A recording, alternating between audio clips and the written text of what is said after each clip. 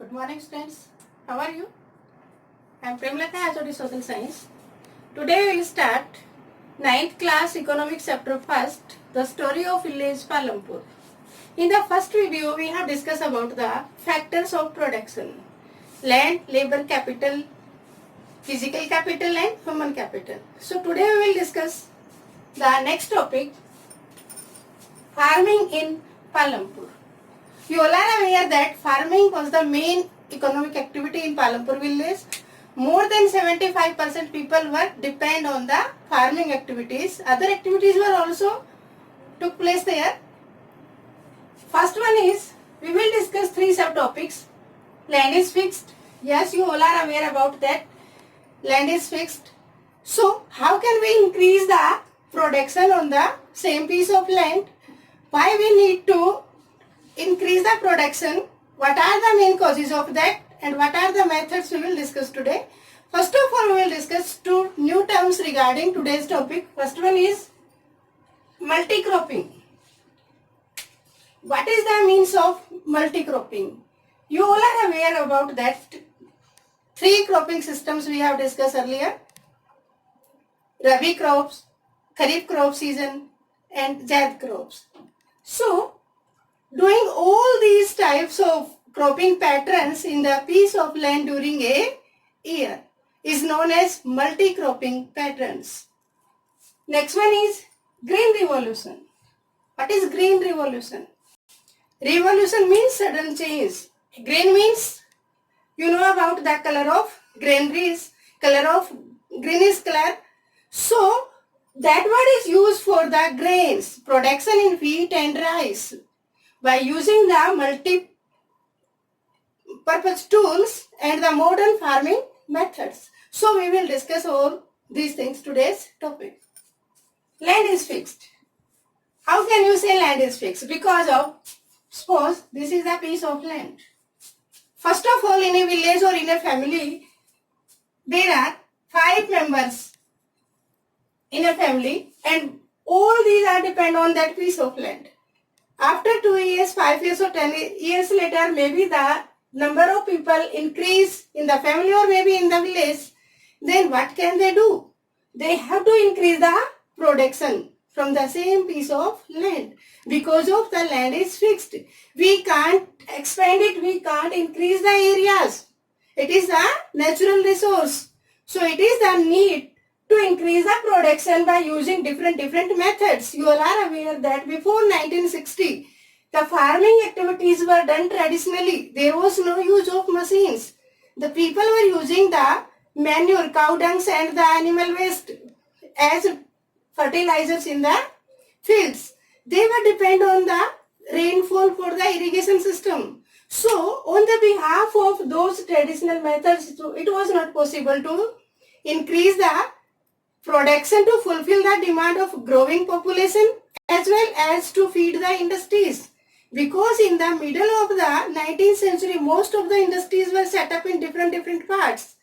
Now, most of the industries are depend on the raw material. We can say them the agro-based industries. So, it is required to increase the production. Next one is there any way one can grow more from the same piece of land? Now we are taking the example. It is essential to increase the production to fulfill the demand of the growing population as well as to feed the industries. So how can we increase the production? With the help of modern tools. How can we replace the traditional farming methods? We will discuss here with the help of two examples. Plot 1. In this plot, the farming activities are done by traditional method. In the other plot number 2, the farming activities are done by modern methods. So during the ancient time period and the medieval time period, still 1960, traditional farming methods were used. People were depend on the rainfall for the irrigation. They were using the animal waste, cow dungs like that as manure. And most of the work was done by the family members of the farmers. On the other hand, now it is the requirement, it is the need of time to increase the production by using tools and machines. So in modern farming methods, we are using different types of tools. You can look at your textbook, page number 4. Here pictures are given. For do the work in the farms, we are using the tractors. We are using fertilizers, pesticides, HYV seeds. And for irrigation system, we are using the canal systems, tubal systems, electricity tubes and dams. So these are the farming methods. By using all these methods, we are able to increase our production on the same piece of land. Next one, will the land sustain? So you all are aware that land is the natural resource and it is not possible to increase the natural resources as per the need of the people. So how can we sustain it? The main question is this: what can we do to improve the quality and to sustain the piece of land? Now you all are know that in modern era we are using lot of natural resources to fulfill the demand of growing population as well as to grow more and more products in industries to get the profit. So the first thing is this: we should use the resources as per the requirement. Exploitation of natural resources is the main cause of different types of scarcities and environmental degradation. So here we are discussing that why do we need to sustain the land.